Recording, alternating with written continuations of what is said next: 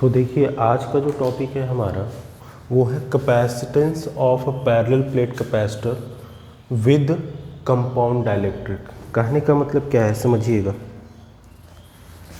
जैसे ये हमारा एक पैरेलल प्लेट कैपेसिटर होता था जिसके बीच का डिस्टेंस जो होता था d होता, तो फॉर्मूला क्या होता था epsilon nought a upon d, यही तो होता था सिंपल। अगर जैसे ये एक पैरेलल प्लेट कैपेसिटर होता था तो उस केस में इनका कैपेसिटेंस का फॉर्मूला क्या होता था epsilon nought a upon d। ठीक है, कब? जब इनके बीच में क्या हो, वैक्यूम हो या फिर एयर हो।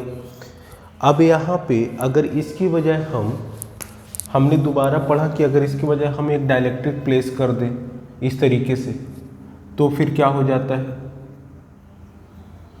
तो फिर हमने पढ़ा है epsilon nought a upon d minus t plus t upon के, ये फॉर्मूला हो जाता है। कब?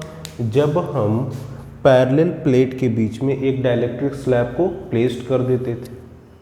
अब इसी तरीके के डाइलेक्ट्रिक हम पूरे में यहाँ से लेके यहाँ तक पूरे में हम इसी तरीके का डाइलेक्ट्रिक इसमें फील्ड कर दें और इस अरेंजमेंट में, तो इसे बोलते हैं parallel plate capacitor with series capacitance. मतलब कि जब डाइलेक्ट्रिक इस तरह से कनेक्टेड हो तो उसे बोलते हैं सीरीज। कैसे कनेक्टेड हो, कहने का मतलब अगर आपका ये डाइलेक्ट्रिक है तो इसके बीच में हमने K1 डाइलेक्ट्रिक कांस्टेंट का, K2 डाइलेक्ट्रिक कांस्टेंट का, K3, K4 और K5 इस तरह से हमने टोटल 5 डाइलेक्ट्रिक प्लेस कर दिए।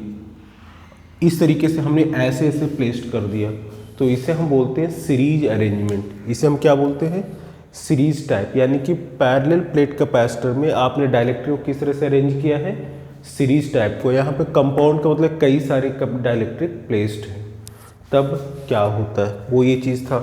चलिए अब नेक्स्ट टॉपिक पे आते हैं। तो इसको हम सॉल्व कैसे करेंगे, देखिए।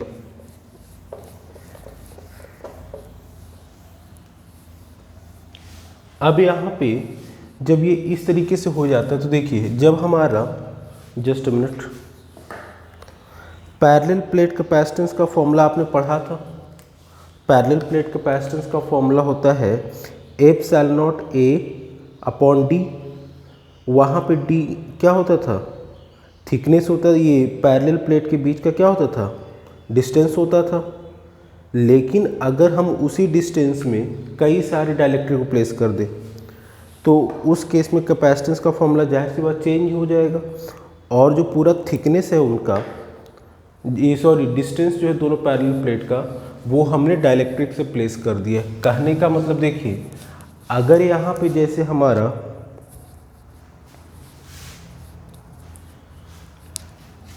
ये पूरा है और हमने माना कि जो ये पैरेलल प्लेट है इसके बीच का डिस्टेंस जो है हमारा वो d है। ये क्या है, d है।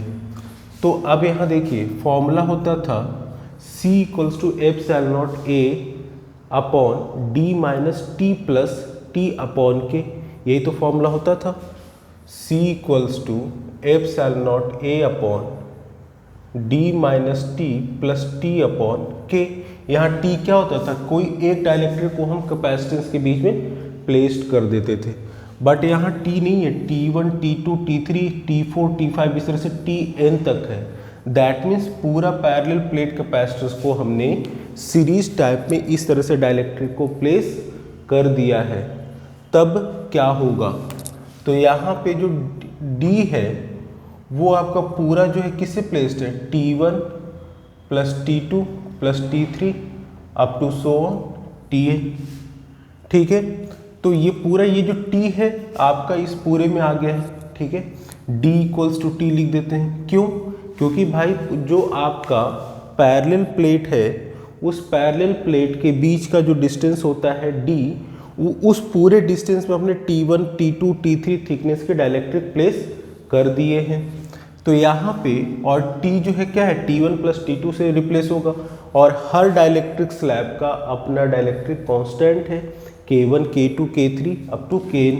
ठीक है, तो यहाँ से C इक्वल्स टू हो जाएगा epsilon nought A upon D की जगह ये पूरा रख देंगे T1 plus T2 plus T3 up to so on Tn। ये T भी इतना ही हो जाएगा। T क्या है इस पूरे, ये T क्या होता है, एक डाइलेक्ट्रिक को प्लेस करते हैं किसी पैरेलल प्लेट के बीच में। जब हम कोई एक डाइलेक्ट्रिक प्लेस करते हैं तो उसका थिकनेस होता है T, और यहाँ पे ये T क्या है, पूरा यहाँ से यहाँ तक प्लेस है, दैट मीन्स यही वैल्यू तो है। तो यहाँ पे हो जाएगा T1 plus T2 plus T3 up to so on Tn plus, अब इसके बाद क्या होगा,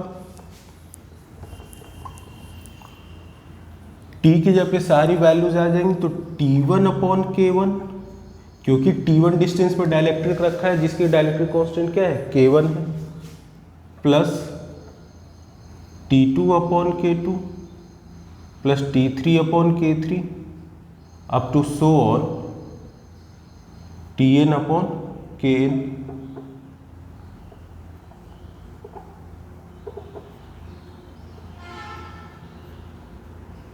ठीक है, इस D थिकनेस को हम इधर लिख देते हैं, वीडियो में आ रहा है इधर, ठीक है।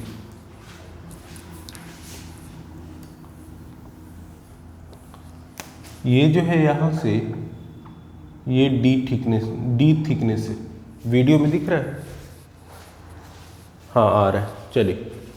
तो यहाँ पे देखिए जो हमारा पैरेलल प्लेट के बीच का जो डिस्टेंस होता है D, वो उस पूरे D को हमने क्या कर दिया है, उसमें हम पूरे को यहाँ से यहाँ जो D डिस्टेंस होता है इसमें हमने क्या कर दिया, डाइलेक्ट्रिक को प्लेस कर दिया, यानी कि पूरा का पूरा ये आ गया।